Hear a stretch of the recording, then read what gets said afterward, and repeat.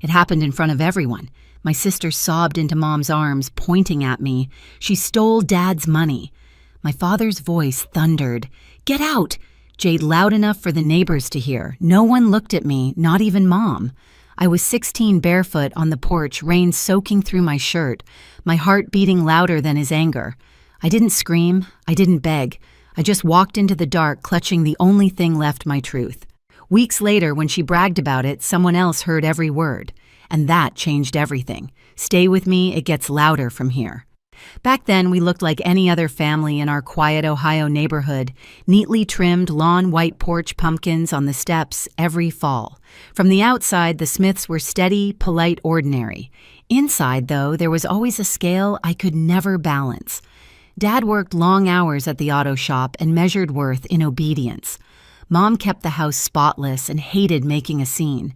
Haley, my little sister, was the soft one. She knew how to cry just enough to melt everyone's heart. And me, I was the quiet achiever, the one who believed love could be earned by doing everything right. I remember Saturday mornings when I'd make pancakes for everyone while Dad read the paper.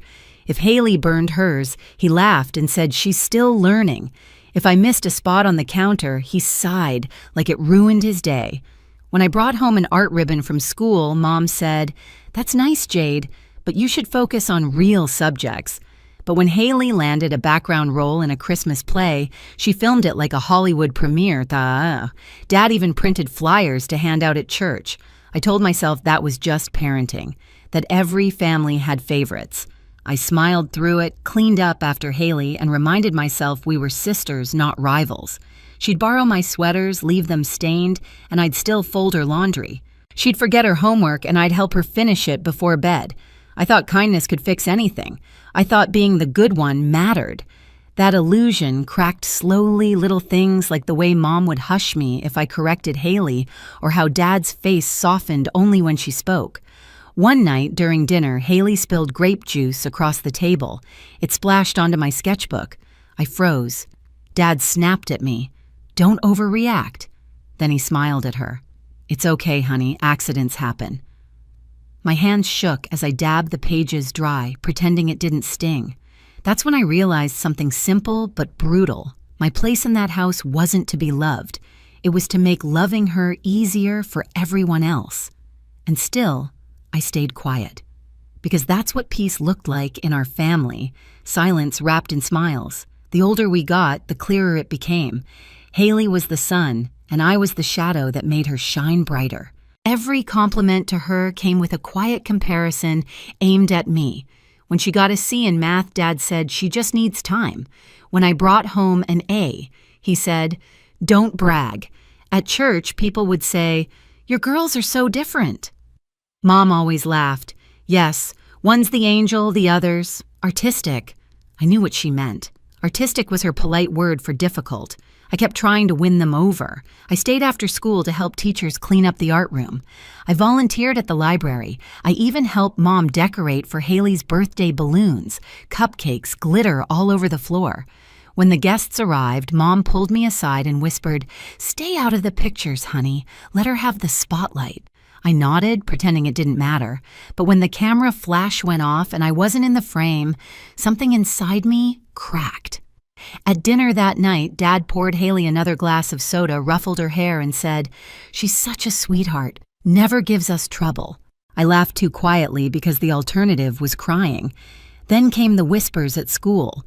Someone, probably Haley, told her friends I was jealous that I always needed attention. People started watching me differently, waiting for me to prove her right. I worked harder to stay invisible. It almost worked until the missing money. It was a Saturday. Dad had been saving for a new car part, cash tucked in an envelope in his desk. I saw him count it once, nearly $200. That evening, Haley came into my room, eyes red. "Dad's furious," she said, voice trembling. "He can't find the money." I stood up alarmed. Maybe he misplaced it. She hesitated, then looked at me the way a snake sizes its prey. "You should talk to him before he finds out." Minutes later, Dad burst into my room, veins visible at his temple. "Where is it?" he barked. I blinked. "What?" He yanked open drawers, threw my clothes aside until his hand reached under my pillow. The envelope. My breath froze. Haley gasped behind him, perfect timing. I told her not to. Dad, she cried. I told her it wasn't worth it. Mom covered her mouth. Dad's face turned the color of fury. After everything we've done for you, he said, voice shaking. Dad, I didn't enough. The word hit harder than any slap. I remember the silence afterward, the kind that hums inside your skull. I remember Haley's tears hitting the floor. I remember the sound of my own heartbeat, wild and helpless. That was the moment I realized there was no space left for truth in that house. Lies had taken root too deep. Later that night, I heard them whispering downstairs. Dad's voice low, full of shame. Mom's higher, frantic. Haley's sobs between them like punctuation marks. I stayed on the stairs, gripping the railing, listening to my own family plan my exile. She needs to learn a lesson, Dad said. Maybe she'll change, Mom replied. She scares me, Haley whispered.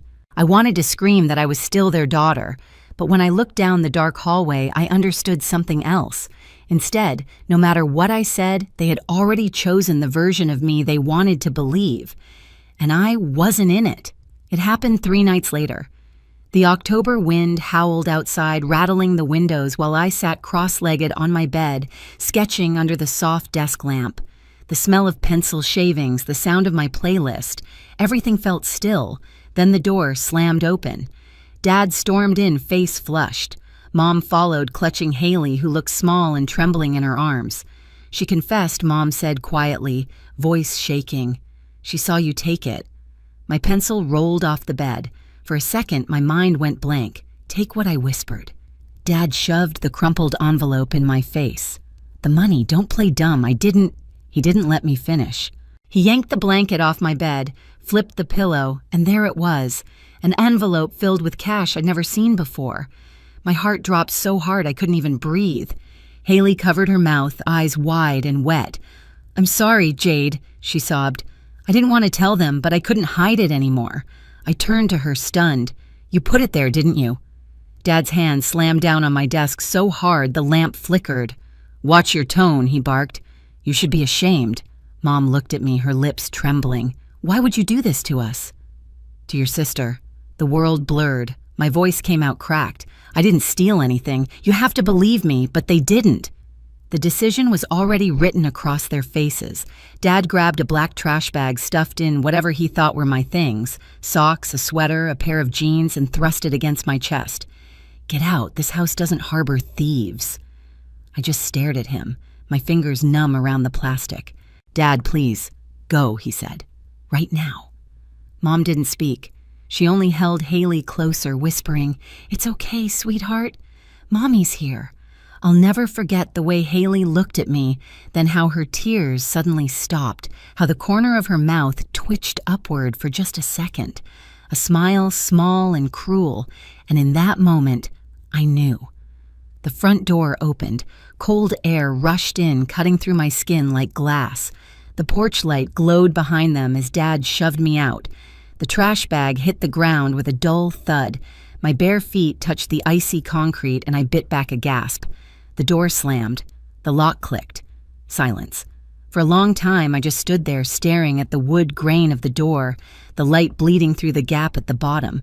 I thought about knocking about, screaming until someone listened, but something in me broke clean instead. I knew even if I shouted until my voice vanished, no one would open that door again. So I turned away.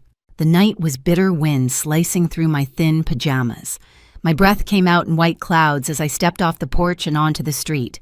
The asphalt stung like fire under my feet, but I kept walking. Leaves scraped along the sidewalk, the moon hung low, and somewhere far off a dog barked once and fell silent.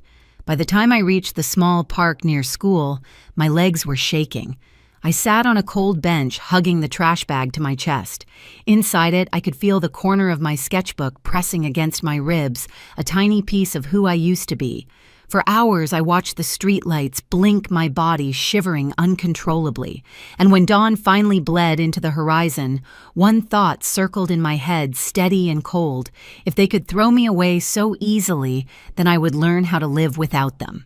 The first few nights blurred into each other: park benches, bus stops, the empty library staircase. I learned how to stay invisible. I'd sit in the farthest corner of the library until closing, pretending to read. When the staff turned off the lights, I'd sneak back in, curl up behind the old bookshelf, and wrap my jacket around my knees. The hum of the air vent became my lullaby.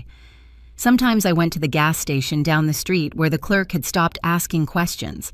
I'd rest my head on the plastic table near the window, the smell of gasoline and burnt coffee thick in the air. Every time the door chimed, I flinched, expecting my father's voice. It never came. Days passed like that quiet, hungry cold, and then one afternoon I saw her, Grandma Maggie, standing outside the library in her gray coat holding a paper bag. "You look like you haven't eaten," she said softly. I froze, terrified she'd scold me, drag me home. But she just handed me the bag, sandwiches, an apple, a folded 20. "Stay where you are, Jade. Let me handle this." I didn't understand what she meant then, but I would. 2 weeks later, I found out she'd gone to a family dinner at her house. My parents were there, proud of their good daughter. Haley was laughing, showing pictures on her phone, the star of the night. And that's when she said it. The words that changed everything. "You won't believe what I pulled," she bragged, smirking at her cousin over FaceTime. I slipped the money under her pillow and cried a little. They totally bought it. "She's gone now, problem solved." Grandma heard every word. She didn't interrupt. She didn't even blink. She quietly took her iPad, hit record, and let the truth hang itself. The next morning, she texted Mom, "Meet me at the church after service." Alone. I didn't know all of this until later. But that day, while I sat in the library sketching with numb fingers, Grandma was confronting them. She played the recording in the small prayer room behind the altar. Haley's voice echoed off the walls, every cruel word, every giggle. Mom broke down, sobbing. Dad turned white. Grandma didn't yell. She just said, "You threw away a child for a lie. Now you'll make it right." By that afternoon, they had no choice. Grandma made them post a public apology on Facebook in the church group, even emailed my school principal. My name cleared within hours. The same people who whispered behind my back now wrote comments like, "Poor Jade," and "How could they?" Dad's phone buzzed nonstop. Mom couldn't leave the house. And Haley, she stayed in her room, curtains drawn. That night, Grandma came to find me again. When I saw her standing in the library doorway, I dropped my pencil and ran. She held me tight, whispering, "You don't need to defend yourself anymore. The truth spoke for you." Later, in her warm kitchen over soup and soft lamplight, I finally let myself cry, not from pain, but from relief. For the first time in weeks, I wasn't invisible. Grandma kept me with her after that. Her red brick house smelled like cinnamon and coffee, and every morning she'd hum while frying eggs, pretending not to notice when I lingered in the doorway, just to be sure she was real. She didn't ask me to forgive anyone. She only said, "Let the truth do what it's meant to do, heal you, not chain you." At school, teachers who once avoided me now met my eyes. My English teacher slipped a note onto my desk. "I'm sorry. I should have asked, not assumed. I didn't need more than that." Haley avoided me completely, walking the opposite direction in the hall. At church, people whispered, but this time the weight wasn't on my shoulders, it was on theirs. One weekend, Grandma brought me a pair of new running shoes, navy blue with white lace. "You need to feel the ground again," she said. I started running in the mornings through quiet streets past houses still asleep. The air was sharp clean. Each step felt like reclaiming something they'd taken. A month later, Dad tried to call. I stared at his name glowing on the screen, the same name that once ordered me out into the cold. I didn't answer. Some doors once closed should stay that way. Now I sit on Grandma's porch sketchbook, open on my knees, the sun sinking over the maple trees. The same October wind blows, but it doesn't bite anymore. I draw the scene light spilling across the yard, leaves swirling like tiny sparks of gold, and I smile. They once thought throwing me out would erase me. Instead, it set me free. Have you ever had to lose everything just to find peace? If this story hit home, share your thoughts below and subscribe for more true family betrayal and quiet revenge stories. My sister pushed me through a glass door in rage. I didn't even have time to lift my hands, just the flash of her face twisted with something I still can't name, the explosion of glass behind me and the terrible realization that I was falling hard. The world went bright, then red, then nothing at all. The impact put me in a coma. But darkness isn't empty. It listens. It collects every secret people spill when they think you can't hear. And lying there, trapped in my own body, I learned something about my family that made the glass feel like the least of what broke that day. I wish I could tell you the glass was the beginning, but it wasn't. My name is Ella, and in my house, silence was the only kind of safety I ever learned. On the outside, we looked like any ordinary family in the suburbs. 2 daughters framed school photos lining the hallway, the soft hum of a dishwasher after dinner. But inside those walls, everything tilted toward my sister Natalie. She was the one our parents praised, protected, excused. I was the one who learned to step lightly, speak softly, and disappear when the air between us changed. Natalie was 3 years older, tall from years of volleyball training, the kind of girl people noticed without her trying. I grew up next to her like a shadow, quieter, smaller, always bracing for the moment her smile cracked. And it cracked often. She didn't need a reason. The way I breathed too loudly could set her off. The way I answered a question in front of company could spark that cold flash in her eyes.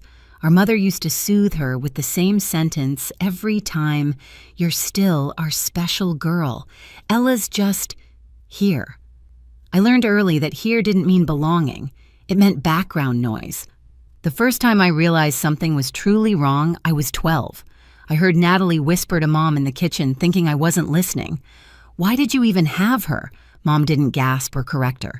She just sighed and stroked Natalie's hair like she was the one who'd been wounded. Over the years, the house filled with little moments like that. Moments I tucked away, moments I told myself didn't matter, except they did. They shaped every step I took, every decision, every apology I forced out, even when I hadn't done anything wrong. Micah, the boy next door, was the only one who ever noticed. We grew up together, climbing backyard fences and trading homework notes. He saw the way I flinched when someone shut a door too hard. He saw the bruises I tried to hide under long sleeves. But even he never knew the whole truth. Not yet. As I got older, the tension got sharper, like the walls themselves were holding their breath. Natalie's temper, once just unpredictable, began to feel dangerous. And the strangest part, everyone in that house sensed it. They just pretended not to. I used to think if I stayed small enough, careful enough, quiet enough, things might stay under control. I didn't know the disaster waiting at the end of that hallway had been building for years. If there was a moment when everything truly began to tilt, it happened the year Natalie started losing. Not visibly, not all at once, just a slow unraveling she refused to name. Volleyball had always been her crown. Colleges invited her to summer clinics, coaches praised her neighbors, bragged about her like she was the town's claim to fame. But junior year hit her hard. A sprained ankle, a new player on the team who outjumped her a few disappointing games. And for Natalie, disappointment always needed somewhere to land. It landed on me. I got accepted into an arts program that spring, a selective one in the city. I remember holding the acceptance letter in my hands, my fingers trembling with something I hadn't felt in years' pride. Mom barely looked up from her coffee. Dad murmured a distracted, "That's nice, honey." But when Natalie walked in, the room froze. She got in, Mom said, like she was confessing a crime. Natalie's jaw tightened. "Into that program near the athletic center, yes," I answered quietly. "So now she has to invade my space, too." I tried to explain that our classes would be in completely different buildings, but logic meant nothing when she felt threatened. The slap came so fast I didn't see her arm move, just the sting, the blur, the room holding its breath. Mom didn't ask why. She didn't ask what happened. She just sighed Natalie's under pressure, Ella. Don't provoke her. Pressure. That word became the shield my parents used to excuse everything. Every shove, every bruise, every door slammed inches from my face. Pressure was the reason for Natalie's rage, and apparently it was my fault for not absorbing it better. Micah caught me outside the next morning, a yellowing bruise blooming across my cheekbone. "This wasn't an accident," he said. I didn't answer. I didn't have to. "Ella, you need to start documenting everything. I'm serious. Pictures, dates, all of it." I told him my parents wouldn't believe me even if I showed them. That's not who the evidence is for, he said quietly. It's for you, for the day she finally crosses the line you can't come back from. I wanted to laugh. Natalie had crossed so many lines already I'd lost count, but a part of me, a part I'd buried deep, knew he was right. So I started writing, taking photos, hiding the journal at his house. The more I recorded, the clearer the truth became. Natalie wasn't spiraling. She was escalating, and the house felt smaller every day, like the walls were inching closer, waiting for the moment her rage needed a final place to break. The day things finally slipped out of the shadows didn't start like a disaster. It started quietly, too quietly. Natalie had been pacing the house all morning, her footsteps sharp against the hardwood. Her mood hung like a storm cloud you could smell before it broke. I stayed in my room, trying to finish a digital illustration for my class showcase headphones on pretending the world outside my door didn't exist. But pretending has a shelf life, and mine expired that afternoon. I had stepped out to grab a glass of water when I heard something tear. Not a soft rip, a violent one. I walked back into my room and froze. Natalie was standing over my desk, breathing hard, my artwork shredded in her hands. Swirls of paper littered the floor like confetti from a party I was never invited to. "What are you doing?" My voice cracked, too soft, too small. She didn't even look guilty. "You think you get to have some big moment tomorrow, your little art show?" She scoffed. "I'm not letting you march in there acting like you matter." I moved forward on instinct, but the look she shot me stopped me cold, wild, unhinged, the kind of look you see right before something terrible happens. "Mom," I called out. "Dad." They appeared irritated, not alarmed. Natalie gestured to the confetti of my work. "She started this." I stared at her, stunned. Mom rubbed her temples. "Ella, you know your sister is under a lot of pressure. Why poke at her pressure? Always pressure. As if I existed solely to cushion her blows." That evening, Micah came over to help his dad move something in their garage. I stepped outside for air, and he took one look at my face, a quiet, exhausted kind of heartbreak, and didn't even ask. "Show me," he said. I let him inside, and when he saw the destruction, he exhaled slowly, jaw tight. This isn't slipping," he said. "This is escalating. I know." The words tasted metallic heavy. Micah crouched beside the mess. "Ella, listen. You can't wait for someone else to save you. Your parents won't step in. They've proved that. You need a plan. A plan." The word felt foreign but solid. That night I gathered everything: my journal, the photos, the notes, the dates. All the times she shoved me. All the bruises she denied. All the warnings my parents ignored. I locked it into a box and walked it across the yard to Micah's house, placing it in his hands like evidence from a crime I'd survived, but never fully named. "Keep it here," I told him. "Ella, what are you preparing for?" The truth slipped out before I could stop it. The day she goes too far. He didn't argue. He didn't reassure me it wouldn't happen. The silence between us said more than words. Back home, the house felt different, heavy, humming, charged. Natalie's footsteps upstairs thudded with a rhythm I'd come to recognize, searching for someone to blame. And somewhere deep inside me, a quiet realization ignited. I wasn't documenting fear anymore. I was preparing for survival. Not long after, the universe answered with terrifying precision. A slammed door, a raised voice. My name spat like an accusation. And then came the moment. Everything shattered, literally. It happened on a Thursday late afternoon, golden light spilling through the upstairs hallway like the house was trying to look innocent. I remember thinking it was strangely peaceful for a moment. Too peaceful. I had just finished ironing the dress I planned to wear to the showcase. It was the first time my art would be displayed publicly, the first time anyone outside our school walls would see what I could do. I wanted that night to mean something. But Natalie couldn't stand the thought of me having anything she didn't. I heard her door slam a few minutes after the mail truck rumbled away. She must have opened another rejection letter. The air shifted, brittle and electric, and every survival instinct I had sharpened. I gathered my things, ready to retreat to the downstairs den until she cooled off. But I wasn't fast enough. Ella, my name, cracked through the hallway. Her footsteps were thunder hard, fast, decisive. I turned, heartbeat stuttering. She was already marching toward me, her face blotched with fury, the letter crushed in her hand. "You think this is funny," she spat. "I don't know what you mean." "Of course you don't. You never do. You just float around ruining everything." I backed up a step. She matched it. "Nat, not today. Please. I have to leave soon." "Oh, I know," she hissed. "Your big special night, everyone praising you, everyone looking at you." I didn't react. Any sign of fear only fueled her, but when she grabbed my shoulder and yanked me toward her, something inside me snapped. Not resistance, not anger, just a cold, heavy understanding. She wasn't going to stop. Not now. Not ever. "Let go," I said quietly. She didn't. She shoved instead. I stumbled back, hitting the wall hard.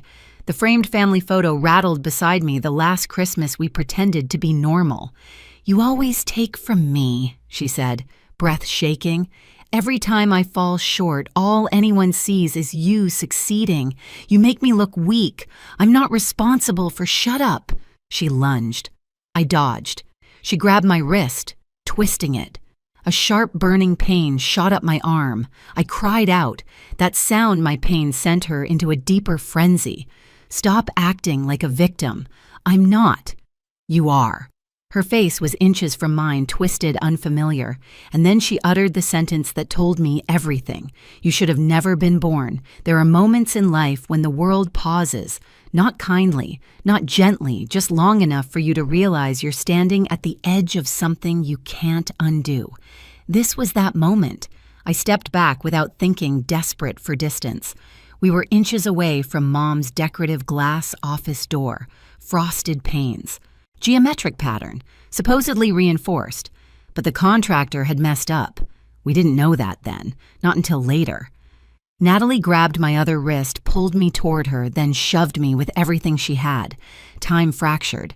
I felt my body leave the floor, felt the backward momentum yank the air out of my lungs, felt the glass behind me resist for half a second, just long enough for dread to bloom before it exploded.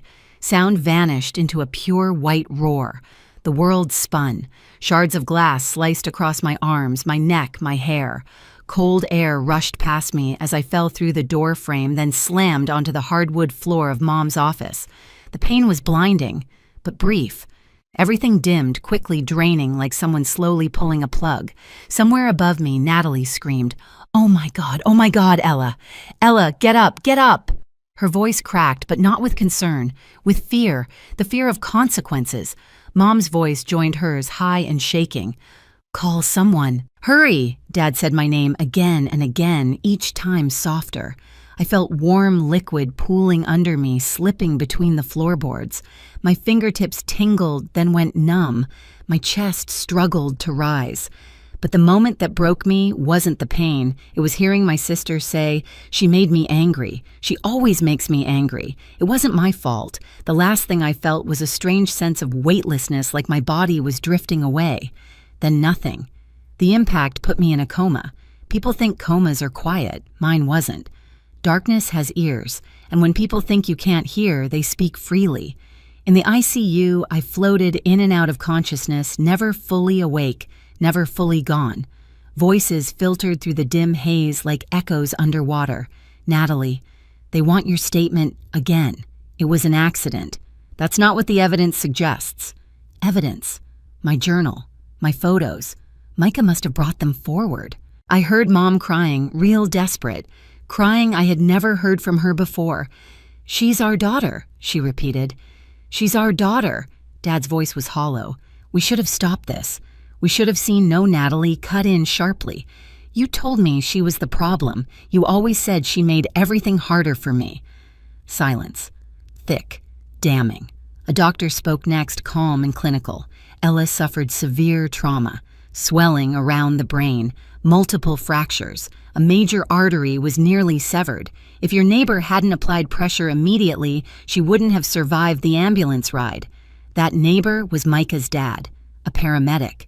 The only adult who had ever protected me. The days blurred. I existed in a place where time folded, strangely, voices looping, fading, returning. Sometimes I heard Micah reading aloud, telling me the world outside was still waiting.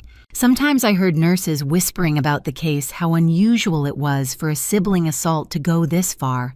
Sometimes I heard Natalie sobbing, not from guilt, but from fear of what would happen to her. And then one sentence cut through everything sharp as the glass that shattered me. She might never wake up. Maybe that's what jolted something deep in my mind. Maybe that's what stirred the part of me that refused to die. Because one morning, weeks after I fell through that door, the darkness thinned. A flicker, a pulse, a sliver of light.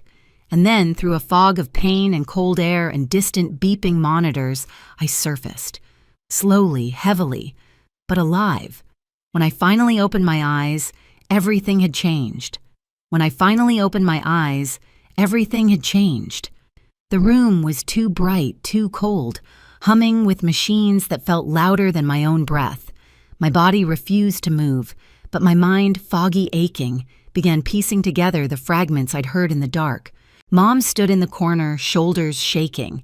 Dad hovered near the door like he wasn't sure he belonged there. But the first person I truly saw was Micah, slumped in a chair, asleep with his head resting near my arm. His hand still loosely held mine like he'd been afraid to let go. When he woke and saw my eyes open, he didn't speak. At first, he just exhaled a sound that cracked in the middle. The doctors explained everything slowly in simple pieces. The swelling, the surgeries, the 3 weeks lost to a coma.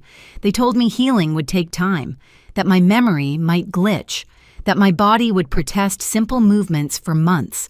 But none of that was the hardest part. The hardest part was hearing what happened while I was gone. Natalie had been charged.